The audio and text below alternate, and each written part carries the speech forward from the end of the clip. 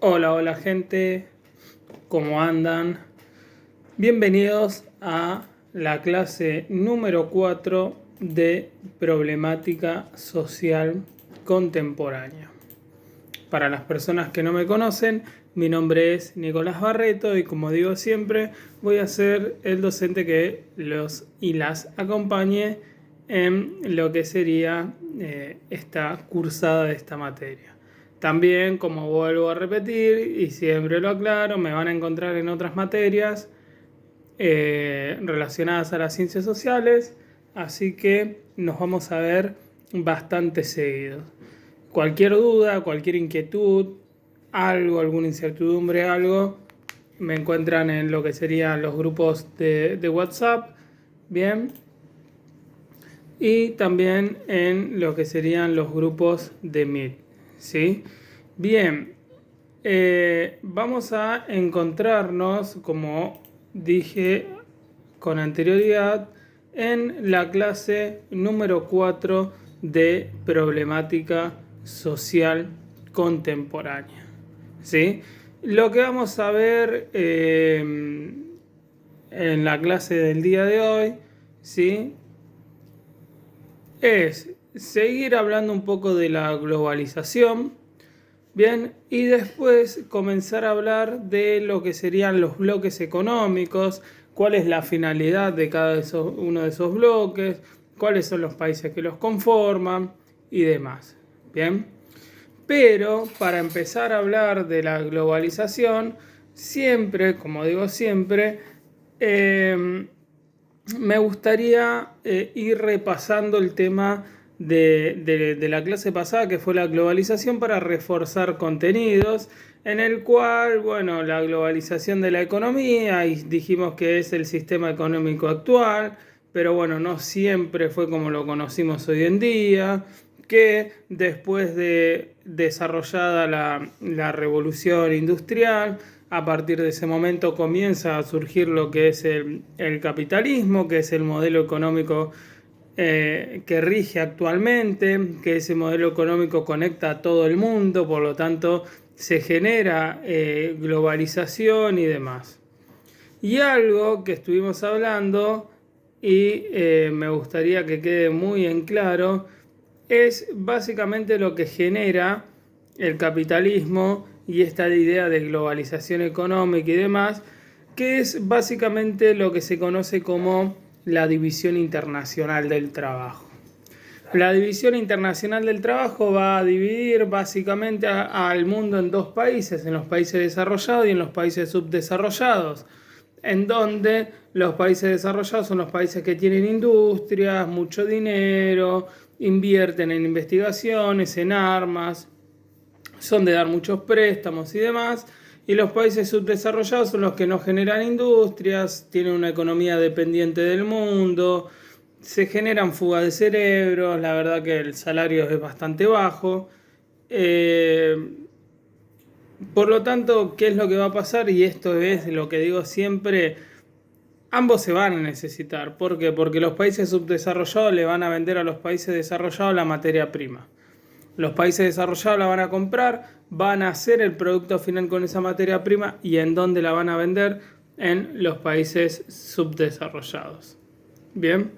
Ahora, para eliminar esa desigualdad que tenemos hoy en día y que se genera básicamente, vamos a encontrar con la explicación liberal, que habla básicamente de una libre competencia del mercado, una explicación desarrollista que dice que el Estado debe intervenir en las cosas que sea básicamente necesaria, una explicación nacionalista que habla de la fuerte intervención del Estado y una explicación marxista que va a decir que lo que va a generar desigualdades no va a ser un tipo de Estado u otro tipo de Estado, sino que lo que va a generar que haya desigualdades es el sistema económico en el que nos encontramos hoy en día, básicamente, que es el capitalismo. Sea el modelo y las políticas que se implementen, las desigualdades entre estados van a seguir latentes. Por eso lo que propone el marxismo es esa eliminación del Estado como tal. Bien, tenía algo. y bueno, y una repartición mucho más equitativa de los bienes, ¿sí? Hasta ahí lo que estuvimos trabajando, lo que sería la clase pasada.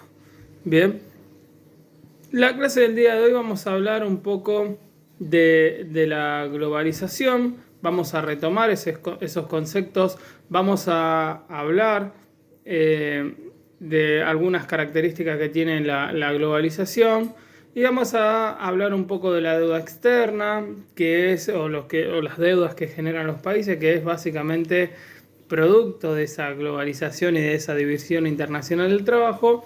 Y por último nos vamos a encontrar o nos vamos a trabajar con lo que serían los bloques económicos, ¿sí? Ahora bien, cuando hablamos y cuando hacemos referencia a la globalización, hacemos referencia a un concepto bastante actual, ¿sí? En donde todos los pueblos del mundo, todos los países y demás se encuentran conectados, pero no solamente se van a encontrar conectados, sino que también se van a encontrar en constante comunicación. Eso va a generar la globalización, una conexión instantánea. Y pensemos un poco, ¿en base a qué se comienza a generar esa comunicación instantánea? Por ejemplo, si yo le mando un WhatsApp a alguien que está en China y le llega rápido. Y bueno, básicamente al Internet, ¿no? El concepto de globalización comenzó a surgir para los años 60, que es un concepto bastante reciente para los años que abarca la historia, ¿sí? Pero recién en los 90 comenzó a ser utilizado por periodistas, historiadores y economistas, o sea que es un concepto de los años 60, pero recién en los 90 se comenzó a aplicar. A ver, pensemos un poco, ¿por qué en los 90? ¿Qué pasa en los 90? Hay como un estallido, hay como un boom que genera que en los 90 se comienza a utilizar básicamente. ¿Por qué será? ¿Qué pasa en los 90? Pensemos. Estas son unas de las preguntas que posiblemente pueden estar en los exámenes. Y en los 90 lo que pasa es que surge básicamente el Internet. El Internet comienza a conectar el mundo.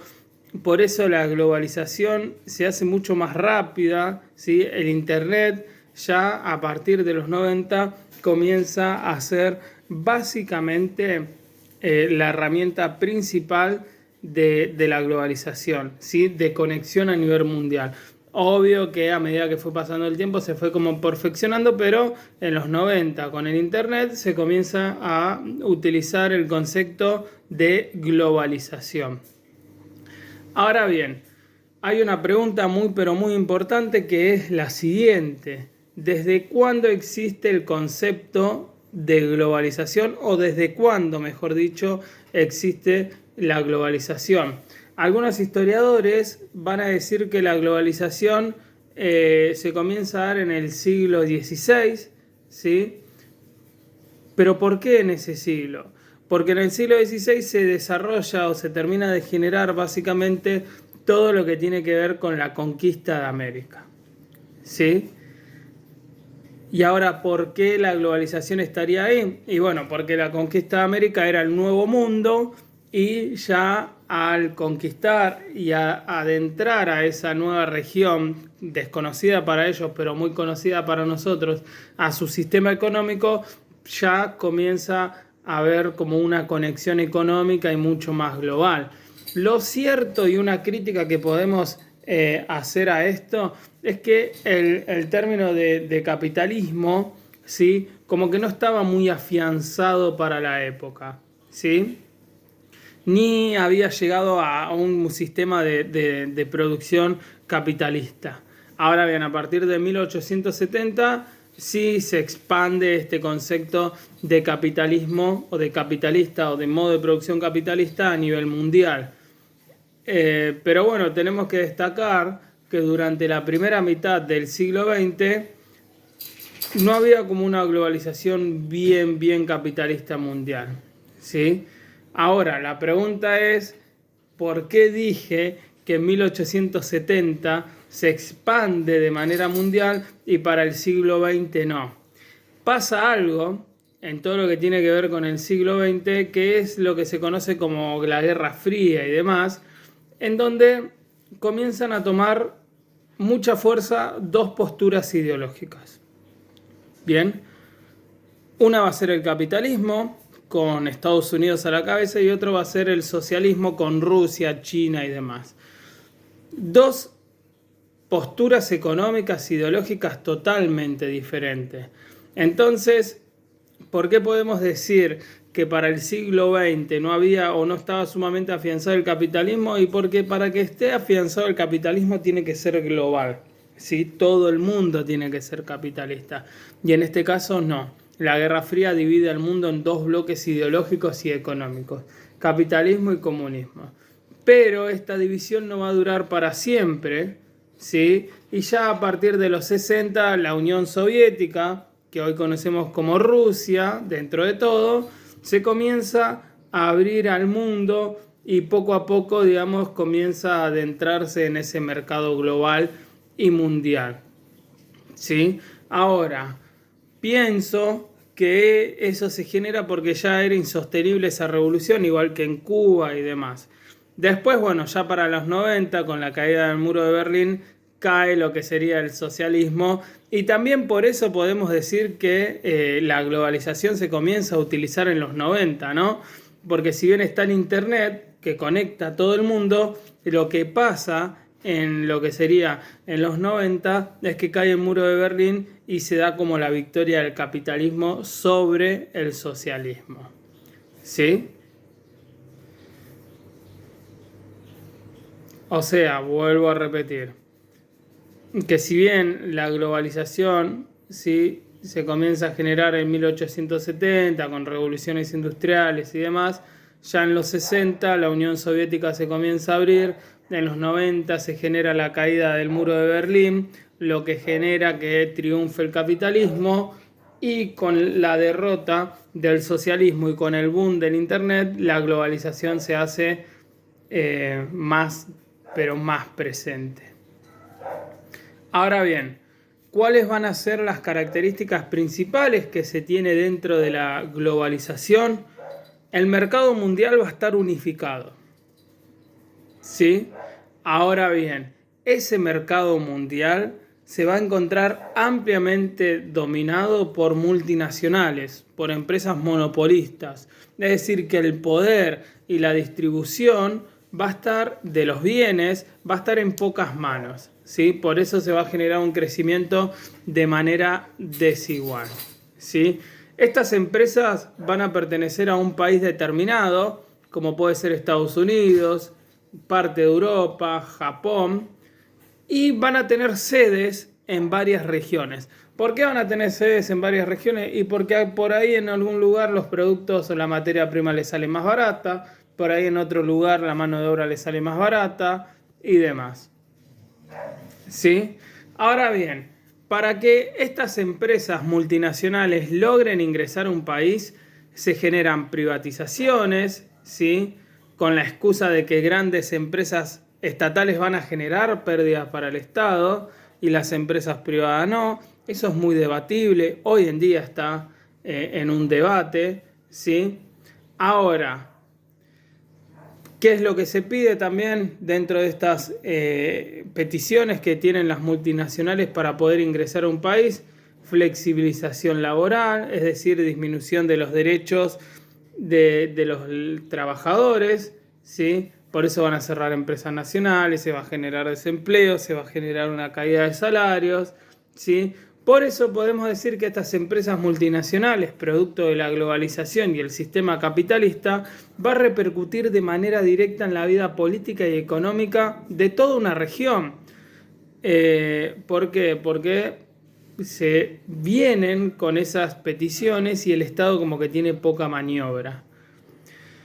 Ahora bien, la cultura de los países más pobres, al instalarse estas multinacionales, se van a ver básicamente acorralados y bueno, desplazadas en algunas cuestiones, ¿sí? En cuestiones de tradiciones y demás. Por ejemplo, McDonald's, casa de comidas rápidas y eso. Ahora bien, ¿Cuáles son las opiniones respecto de la globalización? Algunos dicen que genera una intercomunicación entre culturas, y lo veíamos como en el caso de McDonald's. Otros la critican porque dicen que solo va a generar desigualdad entre países.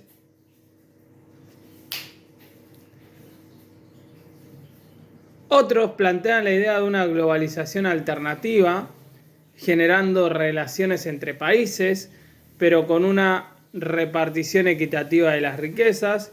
Y también nos vamos a encontrar con un movimiento fuerte en contra de la globalización llamado movimiento globalifólico, conformado por ambientalistas, ecologistas, feministas, anarquistas, comunistas, pacifistas, indígenas y grupos juveniles sindicalistas que van a ser como una alternativa. Ahora bien, dentro de la División Internacional del Trabajo nos vamos a encontrar, y volvemos a esto, a países desarrollados y países subdesarrollados, en donde los países subdesarrollados son como grandes acreedores de deudas, ¿sí? El primer protagonista o encargado de brindar estos préstamos va a ser el Fondo Monetario Internacional, y el segundo protagonista va a ser básicamente el Banco Mundial. Ahora bien, con los préstamos de dinero, ¿sí? Y el gran endeudamiento que se tiene de los países, se pierde grandes maniobras económicas, grandes maniobras políticas, y se pierde soberanía. Ahora bien, muchas veces se generan bloques económicos, ¿sí? ¿Para qué? Para poder, digamos, sobresalir de estas crisis y demás. Obviamente que los bloques económicos se van a generar por medio de lo que sería la globalización, y van a favor de las economías regionales.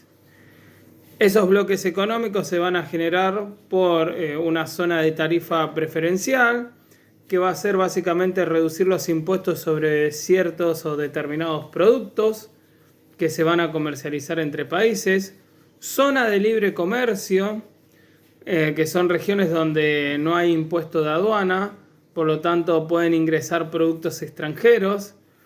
Una unión aduanera, que es una fija de políticas comerciales comunes, al igual que una política arancelaria en común, sobre productos y empresas que van a ingresar a nuestro país. Una unión económica, ¿sí? Que va a unir a toda una región bajo una misma moneda, como lo que sería la Unión Europea por medio del euro. Y una unión política, que es una unión por medio de instituciones políticas, por ejemplo, todo lo que tiene que ver con Gran Bretaña y el Parlamento.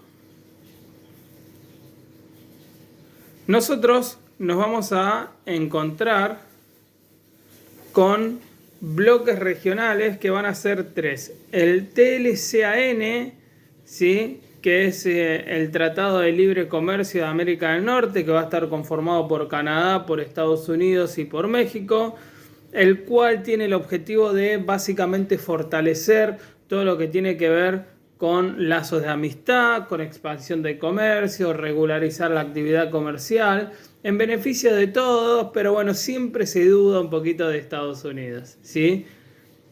La Unión Europea, que son naciones que se unen, que van a trabajar para generar políticas en común o políticas en conjunta de defensa, de salud pública, protección de consumos, de industria. El Parlamento va a ser una institución que sea como moneda corriente, ¿sí? Va a ser la institución que domine, ¿sí?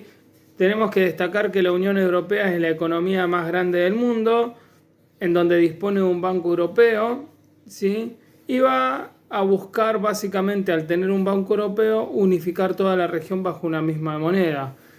Y el último va a ser el Mercosur de 1985, que busca generar una integración política entre los países que la componen, además de desarrollar comercio entre todos. Tenemos que saber también que en Mercosur es básicamente el mayor productor de alimentos del mundo. Argentina solo produce alimentos para 400 millones de personas, por eso se la denomina el granero del mundo, pero también por eso somos un país o una región proveedora de lo que tiene materia prima, ¿sí? En un principio va a estar gobernada por gobiernos neoliberales, después por Estados Unidos, los modelos políticos van a ir cambiando y bueno, siempre la tendencia de alejarse de Estados Unidos y crecer, básicamente,